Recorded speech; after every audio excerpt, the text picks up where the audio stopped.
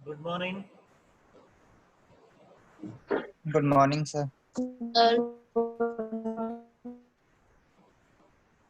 2 minute wait करते हैं, फिर स्टार्ट करेंगे। हाँ सर।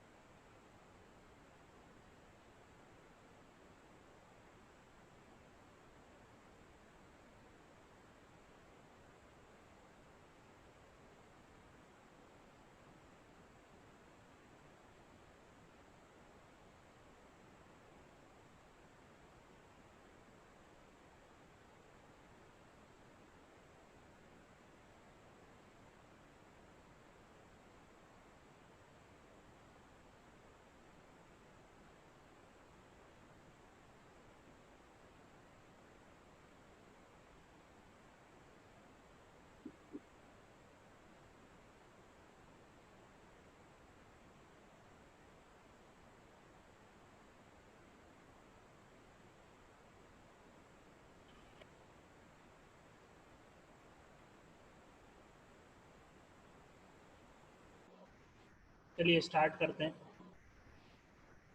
कल हमने पहला फंक्शन देखा था डेटा लिंक लेयर का कि क्या सर्विस प्रोवाइड करता है वो नेटवर्क लेयर को। ठीक है, तो हमने देखा था unacknowledged connectionless service, acknowledged connectionless service और एक्नॉलेज्ड कनेक्शन ओरिएंटेड सर्विस। इसमें किसी को कुछ डाउट है? इसमें किसी को कुछ डाउट है? No sir.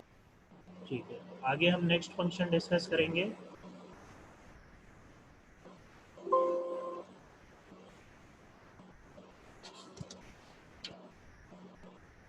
फ्रेमिंग। ठीक है, नेक्स्ट फंक्शन क्या है? डेटा लिंक लेयर क्या परफॉर्म करता है?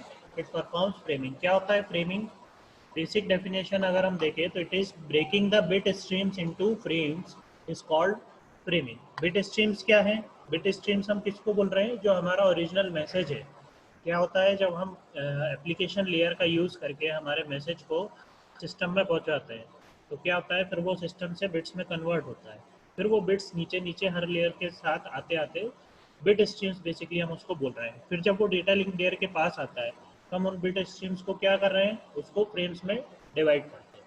नेटवर्क लेयर पे वो पैकेट्स में डिवाइड होती है, हम ऑलरेडी डिस्कस कर चुके हैं, है ना, तो इस पर डिटेल में नहीं जा रहा हूँ।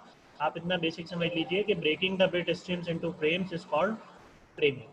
ठीक है, फिर data link layer takes the packets from the network layer and encapsulates them into frames. तो ऊपर क्या करता है? ये ऊपर वाली लेयर जो नेटवर्क लेयर है उससे क्या लेगा? पैकेट्स लेता है और उनको एक फ्रेम के अंदर उनको रख देता है। ठीक है, या फिर उनको क्या करता है? एक पैकेट को दो पैकेट में डिवाइड करके दो फ्रेम बना लेता है। ठीक है, इसलिए हमने यहाँ पे लिखा है if the frame size becomes too large then the packet may be divided into small sized frames. ठीक है, स्मॉलर साइज क्यों करते हैं हम स्मॉल साइज फ्रेम्स को? क्योंकि smaller size frames makes flow control and error control more efficient. ठीक है, छोटा साइज होता है जब मैसेज का तो एरर कंट्रोल और फ्लो कंट्रोल करना थोड़ा इजी होता है और एफिशिएंट होता है। ठीक है, तो ये तो एक बेसिक इंफॉर्मेशन थी कि फ्रेमिंग में क्या करते हैं और क्यों करते हैं। ठीक है, अब नेक्स्ट हम देखेंगे कि फ्रेम का फॉर्मेट क्या होता है। आप जब फ्रेम बनाते हो तो उसमें क्या क्या चीज़ें होती है एक फ्रेम के अंदर। ठीक है, तो जैसा कि आप यहाँ पे देख पा रहे हैं कि यहाँ पे क्या है? हमारा एक पेलोड फील्ड है। ठीक है, एक फ्रेम हेडर है, एक ट्रेलर है और दो आपके फ्लैग। ठीक है, ये सब बिट्स में है। जैसे मान लीजिए अगर एक फ्रेम का साइज है 10 बिट्स का, एग्जांपल ले रहे हैं 10 बिट्स का एक साइज है, तो उसमें 5 बिट का आपका बिट पेलोड फील्ड का होगा। मान लीजिए एक एक बिट के ये हो गए, है ना, एक या 2 बिट का हेडर हो गया, 1 बिट का ये हो गया और एक एक बिट का आपका फ्लैग हो गया। तो इस तरह से क्या होता है? आपका फ्रेम का जो साइज है वो डिवाइडेड होता है। अब फ्रेम हेडर फील्ड क्या करता है, it contains the source and destination address of the frame.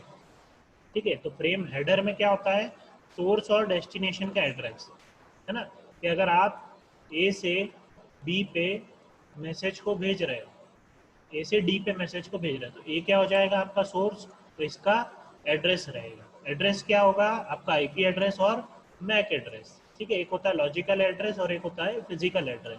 तो ये दोनों एड्रेस यहाँ पे स्टोर होंगे, कहाँ पे, हेडर वाली फील्ड में।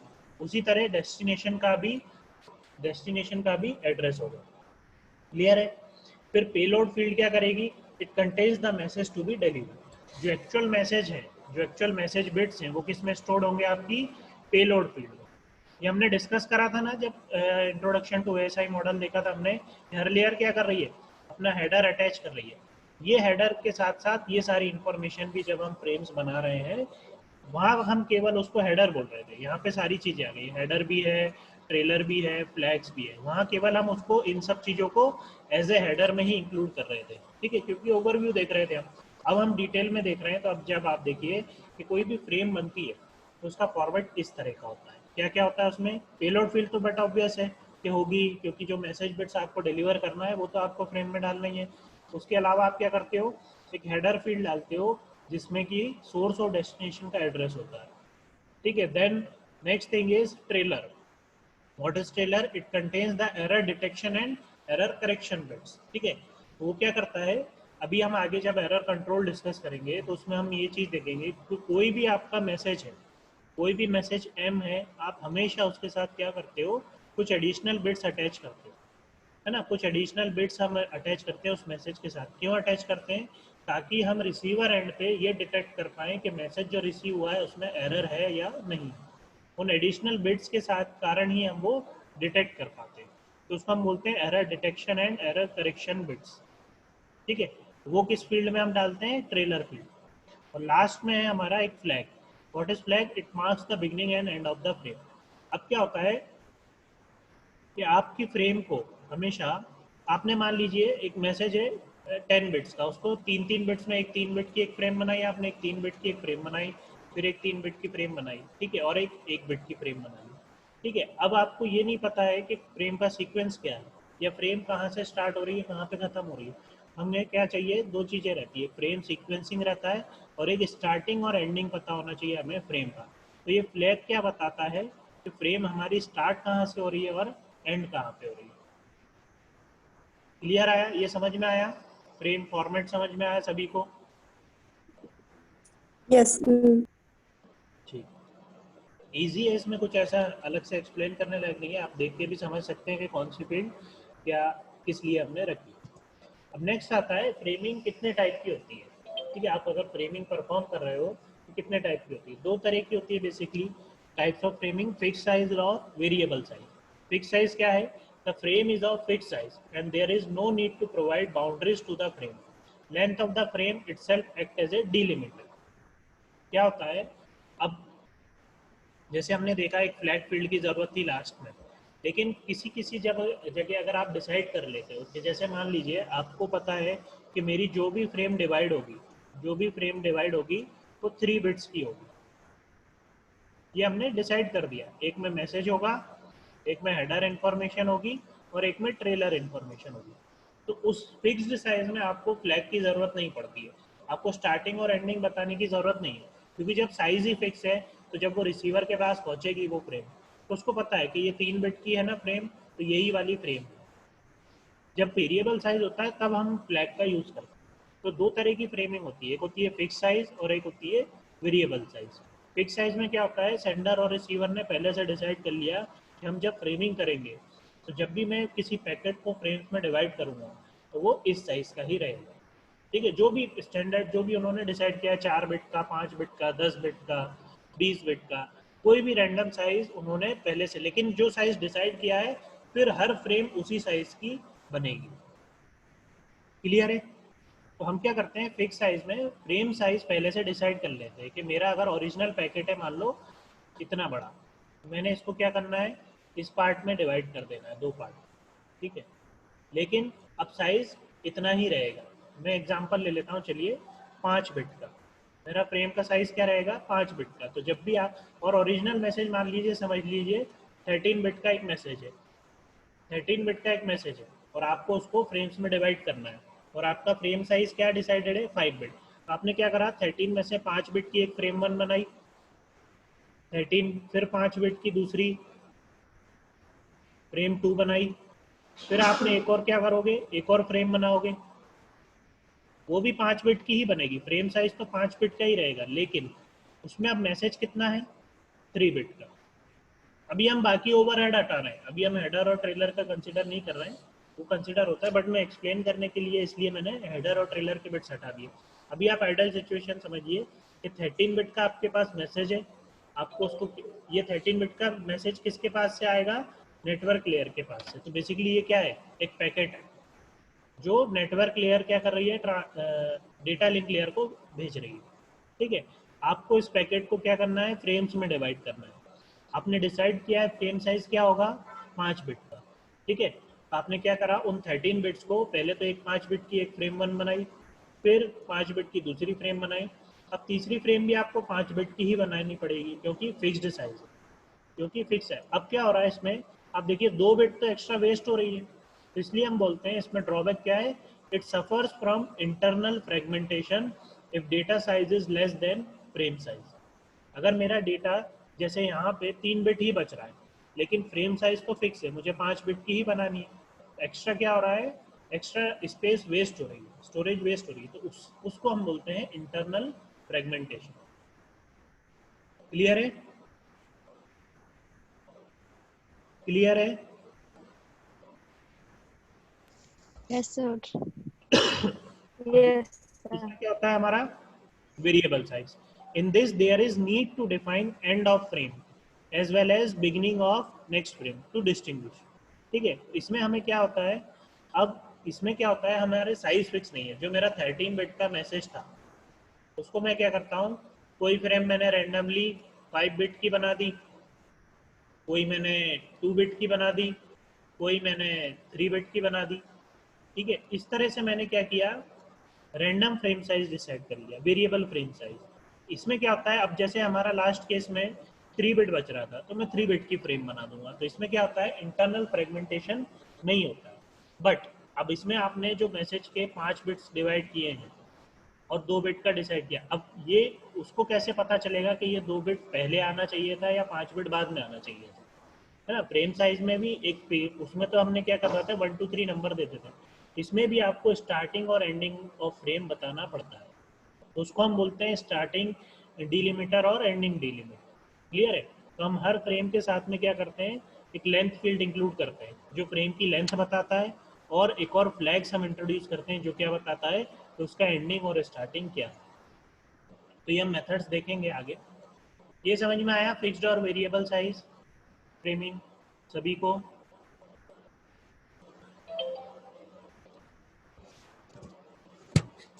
ठीक है, अब नेक्स्ट हम डिसाइड देखते हैं फ्रेमिंग मेथड्स क्या क्या होते हैं। ठीक है, अभी हमने देखा टाइप फ्रेमिंग क्या होता है, ये हमने देखे हैं।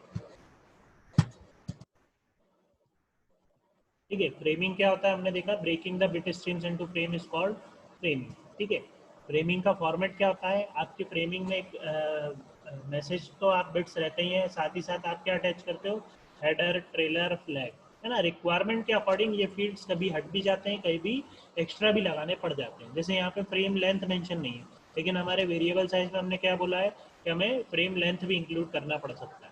तो डिपेंडिंग ऑन एप्लीकेशन या डिपेंडिंग ऑन रिक्वायरमेंट कि कैसा नेटवर्क है, उसमें आपको किस तरह का फ्रेम फॉर्मेट चाहिए, तो ये थोड़ा सा चेंज हो जाता है रिक्वायरमेंट के हिसाब से। बट स्टैंडर्ड ये बोलता है कि आपका मैसेज बिट होना चाहिए, आपका हेडर होना चाहिए जिसमें सोर्स और डेस्टिनेशन का एड्रेस हो, फिर उसमें एरर करेक्शन और एरर डिटेक्शन बिट्स होना चाहिए, और आपका स्टार्टिंग और एंडिंग होना चाहिए फ्रेम का। लेकिन हमने देखा फिक्स साइज में जैसे फ्लैग की ज़रूरत नहीं है। ठीक है, तो उसमें फ्लैग वाली फील्ड हट जाती है, तो हेडर, ट्रेलर और पेलोड फील्ड रहेगी। लेकिन अब जैसे वेरिएबल साइज में आपको फ्लैग भी चाहिए और एक और एक्स्ट्रा क्या चाहिए आपको, length of the frame. Clear है? तो depending on type of framing हमारा फ्रेम फॉर्मेट थोड़ा सा चेंज हो सकता है। अब नेक्स्ट आते हैं हम फ्रेमिंग के मेथड को, कि डिफरेंट डिफरेंट मेथड्स कौन से हम यूज़ करते हैं फ्रेमिंग करने के लिए। यहाँ तक किसी को कुछ डाउट है? हमने जो 3 चीज़ें डिस्कस करी, No, sir. ये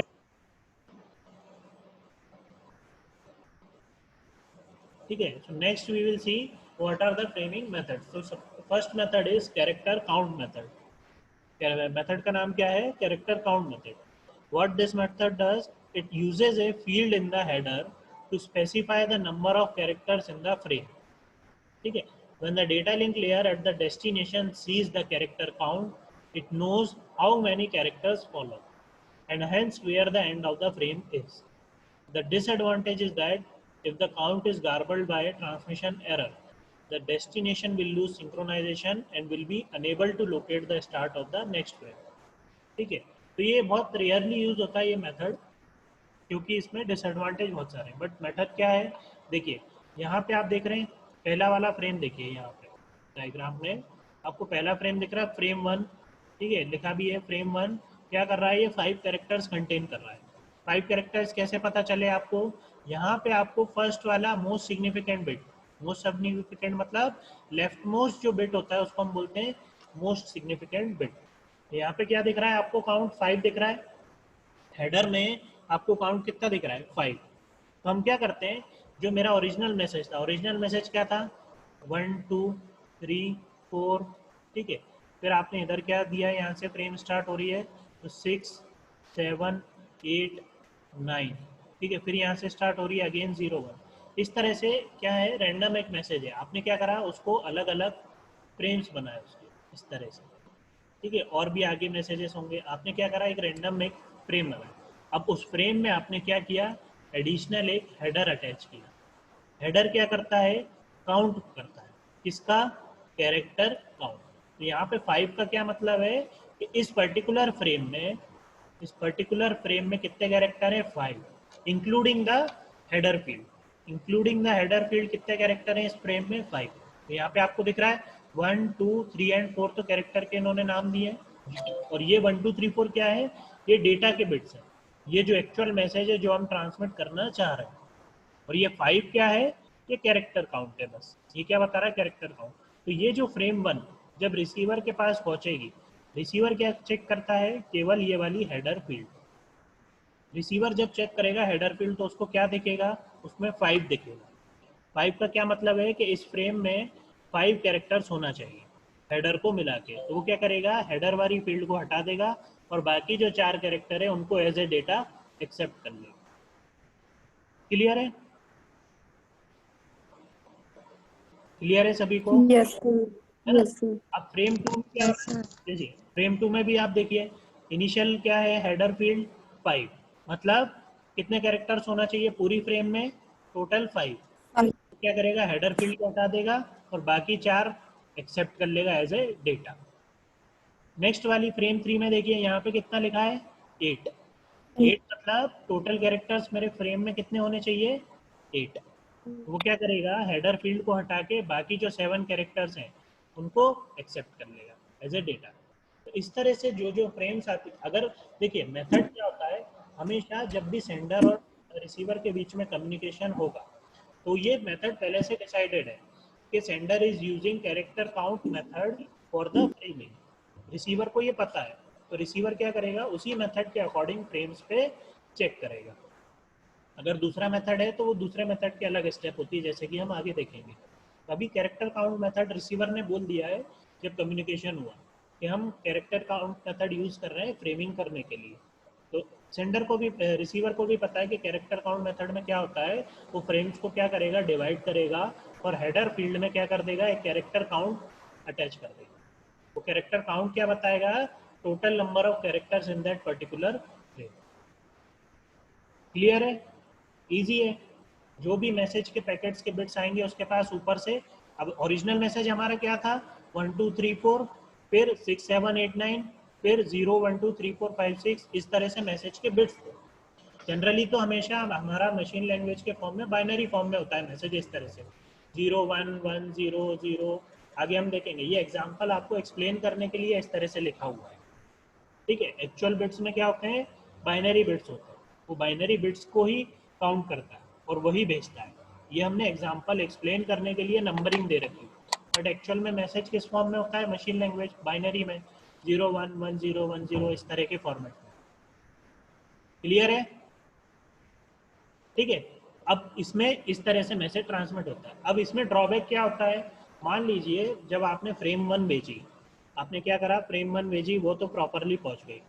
अब जब फ्रेम 2 पहुंची, यहाँ पे देखिए आप फ्रेम 2 में,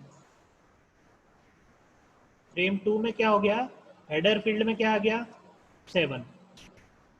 हेडर फील्ड में क्या हो गया, किसी एरर के कारण क्या हुआ, जब वो मैसेज ट्रांसमिट हो रहा था सेंडर से रिसीवर की तरफ, ठीक है, तो ट्रांसमिशन मीडियम में क्या हुआ, कोई भी एरर आ सकता है किसी भी कारण से, है ना, नॉइज डिस्टर्बेंस के कारण हो गया, कोई सिग्नल में कुछ चेंज हो गया, है ना, किसी भी फॉल्ट के कारण क्या हो गया, एरर हो गया। एरर क्या हो गया, बिट्स हमारी चेंज हो गई। जो मेरे कैरेक्टर काउंट की बिट 5 थी वो क्या हो गई, 7 हो गई। तो वो रिसीवर क्या समझेगा कि मेरे मैसेज में कितने हैं, 7 बिट्स हैं, कैरेक्टर में कितने हैं, 7 बिट्स। तो वो क्या करेगा, देखेगा यहाँ पे कितने बिट्स हो रहे हैं उसके मैसेज में, 7 तो नहीं हो रहा है। तो क्या कर देगा, या तो उस फ्रेम को डिस्कार्ड कर देगा, या फिर क्या करेगा, अगले जो मैसेज, अगली जो फ्रेम आएगी उसके 2-3 बिट्स इसमें इंक्लूड कर लेगा। इसको ध्यान से समझना, थोड़ा कंफ्यूजन होता है इसमें लोगों को। क्या करेगा वो, जैसे मान लीजिए उसके पास मैसेज है, ठीक है, हमारे एक्चुअल फ्रेम 2 में क्या था, 5, 6, 7, 8 और 9 थी। ये मेरी फ्रेम 2 थी, ये सेंड हुई रिसीवर के पास। रिसीवर ने जब रिसीव करी ये फ्रेम, तो यहाँ पे क्या हुआ था, हमारा जो हेडर बिट था वो क्या हो गया था, 7 हो गया था। ठीक है, मैसेज बिट तो एज इट इज है 8 और 9। तो रिसीवर किसको चेक करता है, केवल इस 7 को। हेडर बिट्स को चेक करेगा, वो क्या देखेगा कि मेरे फ्रेम में तो 7 कैरेक्टर होना चाहिए, जबकि हो कितने रहे, total character 5 including the header field. अब या तो वो क्या करता है, अरे मुझे तो फ्रेम गलत रिसीव हुई है, तो वो क्या करेगा, डिस्कार्ड करेगा और सेंडर को एक मैसेज भेजेगा कि फ्रेम 2 दोबारा से भेजो, इसमें एरर है। या फिर एक और केस होता है, उसमें क्या करता है, अब मान लीजिए फ्रेम 3 जब आएगी, फ्रेम 3 कौन सी थी मेरी, ये वाली, तो उसके जो एक्स्ट्रा 3 बिट होंगे, सॉरी 2 बिट, 5 तो इसमें थे और 2 ये वाले, वो क्या करेगा, उसको एज ए डेटा कंसिडर कर लेगा। वो क्या करेगा, जो नेक्स्ट वाला है, यहाँ पे थे 8 और 0 को वो क्या करेगा, अपने फ्रेम में इंक्लूड कर लेगा, मतलब गलत डेटा को वो कंसिडर कर लेगा। आया समझ में? तो दो तरह से मिस्टेक हो सकती है, या तो पहले तो वो क्या कर देगा, या तो फ्रेम को डिस्कार्ड कर देगा कि मुझे गलत फ्रेम रिसीव हुई है, या फिर किसी किसी केसेस में क्या होता है, जो अगले वाले डेटा बिट्स होते हैं वो उनको एक्सेप्ट कर लेता है। ठीक है, तो उसके लिए मैसेज बिट्स क्या हो जाएंगे, 6, 7, 8, 9 और 8 और 0, जबकि होना क्या चाहिए थे, 6, 7, 8 और 9। और ये वाला जो 8 था वो तो हेडर फील्ड था थर्ड वाली फ्रेम के लिए, बट वो क्या कर लेगा, उसको as a data bit consider कर लेगा।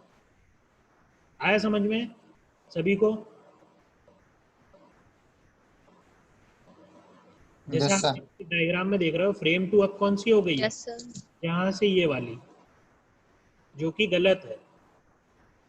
क्लियर है? और फिर जो ये 1 है, अब ये 1 क्या कंसिडर होगा, as a character count third वाली फ्रेम के लिए। तो इस तरह से क्या होता है, डेटा गलत फीड हो जाता है रिसीवर के पास। क्यों? क्योंकि ट्रांसमिशन के टाइम पे कुछ एरर हो गया, किसमें, जो हमारा हेडर काउंट है उसमें। क्लियर है? समझ में आया सभी Yes, को? sir. Yes, sir. है ना? एक्चुअल मैसेज में भी बहुत सारे एरर होते हैं। ये जो आपका मैसेज है, ये भी गलत फीड हो जाता है, लेकिन वो एक अलग केस हो जाता है, उसको फिर हम एरर डिटेक्शन में कंसिडर करते हैं। अभी तो हम सिर्फ ये मेथड का ड्रॉबैक क्या देख रहे थे, कि कैरेक्टर काउंट गलत होने के कारण डेटा कैसे गलत पहुंचता है। एक्चुअल डेटा भी चेंज होता है, बट वो एक अलग केस हो जाता है। अभी हम इस मेथड का ड्रॉबैक देख रहे हैं। इसमें किसी को कुछ डाउट है क्या? No, sir. सभी को क्लियर है? Yes, sir. चलिए नेक्स्ट मेथड अब हम देखते हैं, character stuffing method. Next method क्या है हमारा, character stuffing method.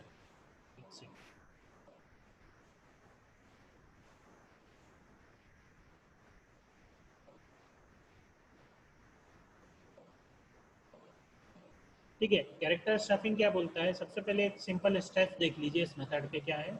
In the second method each frame starts with ASCII character DLE STX and and the sequence with DLE ETX। DLE क्या है आपका, डेटा लिंक एस्केप, और STX क्या है, start of text, और ETX क्या है, end of text. This method overcomes the drawbacks of the character count method. ठीक है, जो हमारा कैरेक्टर काउंट मेथड का ड्रॉबैक था, ड्रॉबैक क्या था उसमें, एक कैरेक्टर काउंट अगर चेंज हो जाएगा तो गलत फ्रेम सेंडर रिसीवर उसको एक्सेप्ट कर लेगा। ठीक है, ये मेथड क्या करता है, उस ड्रॉबैक को दूर करता है। कैसे करता है, देखिए, if the destination ever loses synchronization, जैसे उस केस में क्या हो रहा था, फ्रेम का सीक्वेंस लॉस्ट हो रहा था। हमारा फ्रेम 2 में, मैं वापस से पीछे वाली स्लाइड पे करता हूँ, हमारे फ्रेम 2 में क्या हो रहा था, 5 बिट्स ही थे, 5 कैरेक्टर थे, लेकिन वो क्या हो गया था, कैरेक्टर काउंट चेंज होने के कारण उसने क्या कर दिया था, सिंक्रोनाइजेशन लूज कर दिया था, और थर्ड वाली बिट भी वो डेटा में कंसिडर कर रहा था, थर्ड वाली फ्रेम के बिट्स सेकंड फ्रेम में कंसिडर कर रहा था। तो इसमें क्या होता है, अगर वो कभी सिंक्रोनाइजेशन लूज भी कर लेता है तो हम क्या कर रहे हैं, डेटा के साथ में स्टार्टिंग और एंडिंग में DLE STX और DLE ETX कैरेक्टर्स को अटैच करते हैं। अभी हम एग्जांपल देखेंगे तो आपको और क्लियर होगा।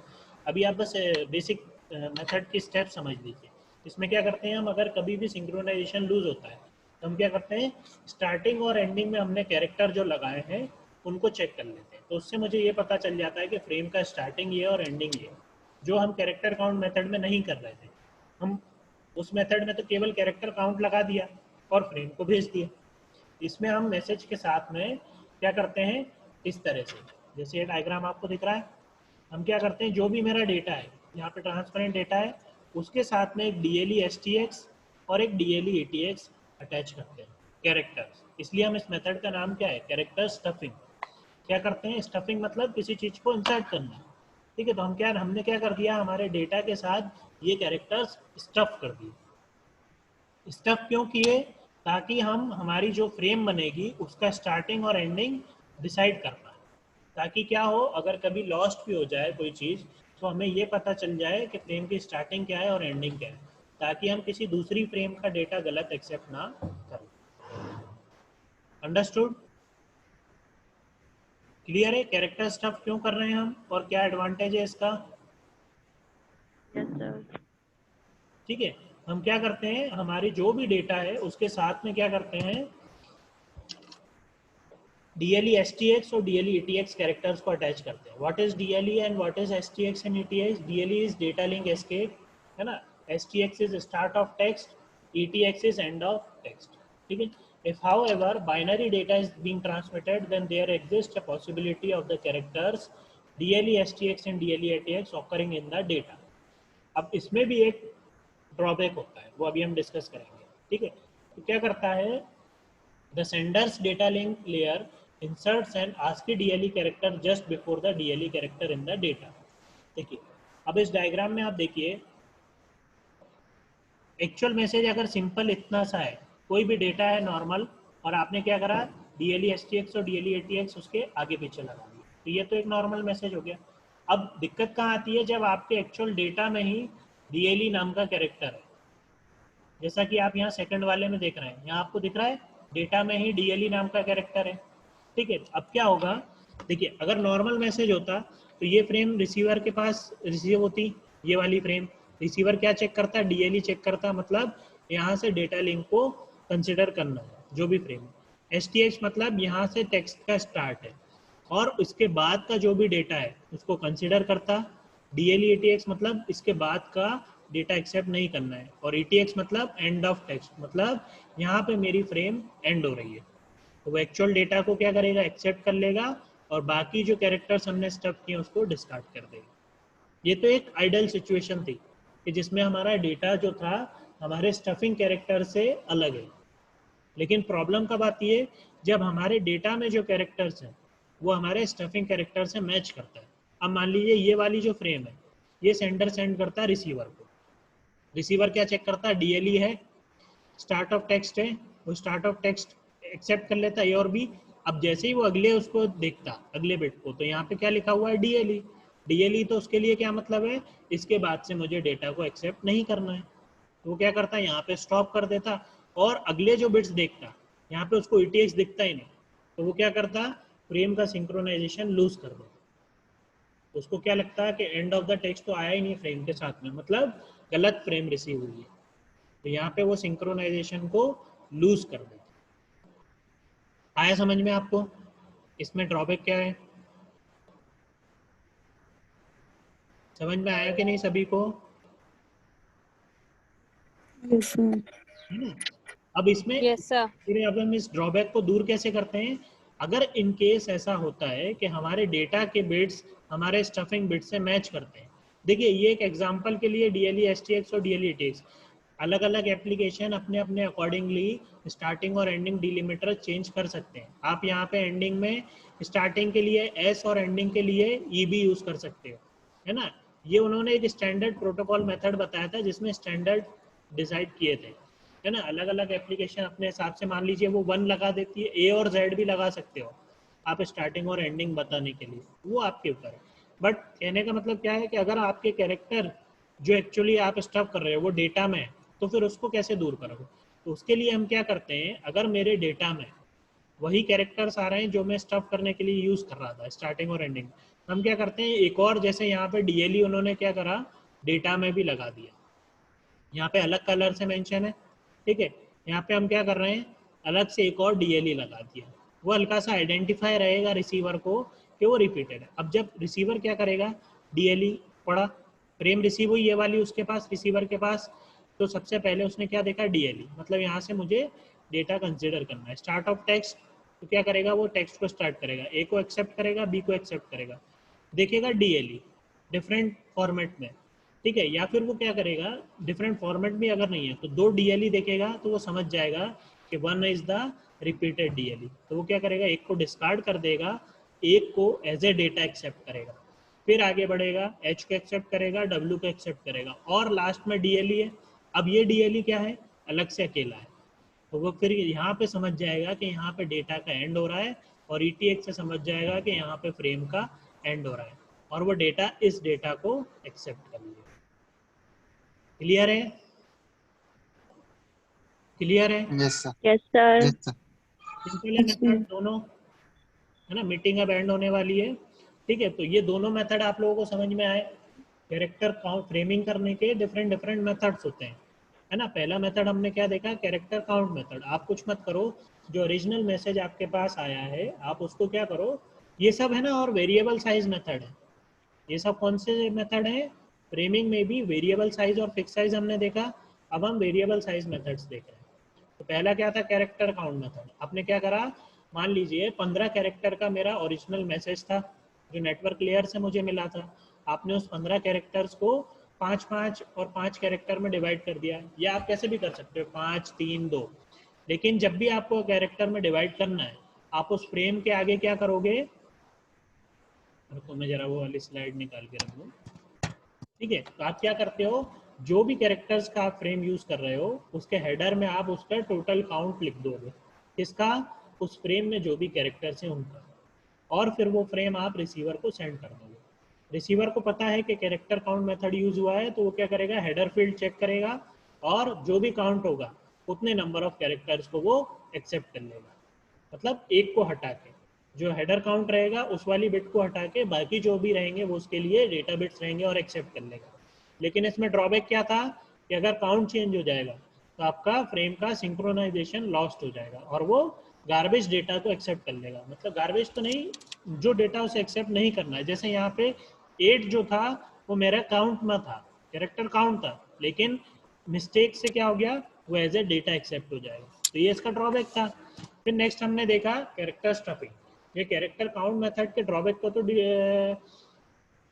डील कर लेता है, ओवरकम कर लेता है, लेकिन इसमें भी एक और ड्रॉबैक होता है, वो क्या, कि अगर मैं कैरेक्टर जो स्टफ कर रहा हूँ वो मेरे डेटा में भी है तो फिर उसको मुझे डील करना पड़ता है। डील करने के लिए मैं क्या करता हूँ, एडिशनल और एक्स्ट्रा अटैच करता हूँ। तो इसमें क्या हो रहा है, मुझे ज़्यादा मेमोरी लग रही है ना, ज़्यादा ओवरहेड बढ़ गया मेरे मैसेज को भेजने के लिए। क्लियर है? दोनों मेथड समझ में आए सभी को?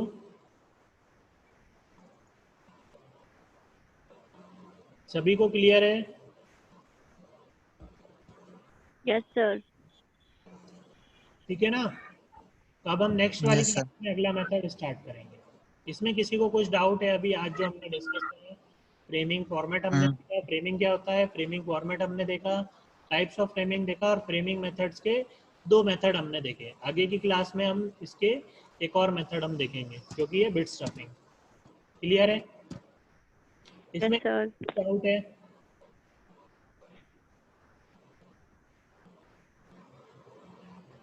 चलिए कैमरा ऑन कर लीजिए, एक बार मैं अटेंडेंस ले लेता हूं।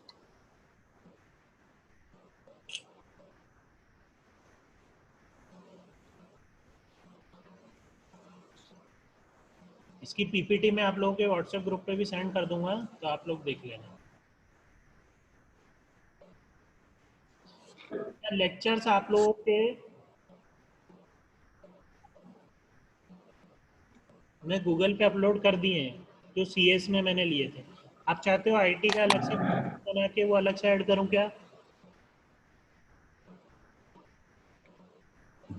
जो हम आईटी के लेक्चर्स ले रहे हैं वो अलग से मैं अपलोड कर दूं? क्या आपने जो अभी सीएस वाले जो लेक्चर देखे नो सर, चलेगा। उससे भी समझ में आ रहा है? क्योंकि कंटेंट सेम है दोनों में। ठीक है, तो अगर आप बोलोगे तो मैं अलग से, क्योंकि फिर वो अपलोड करना पड़ता है, टाइम लगता है थोड़ा सा। तो लेक्चर सेम है, कंटेंट सेम है, यही पीपीटी में वहाँ पे भी है, सब्जेक्ट सेम है ना, जो कि अगर आप चाहते हो कि आपके लेक्चर का अलग से प्लेलिस्ट बना के अपलोड करूं तो वो भी मैं कर दूंगा। या फिर अगर आप सीएस वाले लेक्चर्स देख के कंफर्टेबल हो तो आप जैसा भी है मुझे बता दीजिएगा।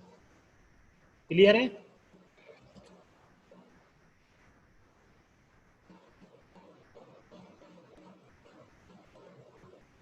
ठीक है, तो नेक्स्ट क्लास में हम डिस्कस करेंगे बिट स्टफिंग मेथड। इसमें किसी को कुछ डाउट है आज जो हमने डिस्कस करा? नहीं तो एंड करते हैं मीटिंग। No, sir. चलिए, okay, thank you. Thank you sir. और असाइनमेंट जिसने अपलोड नहीं किया है गूगल क्लासरूम पे अपलोड कर देना। चलिए, थैंक यू।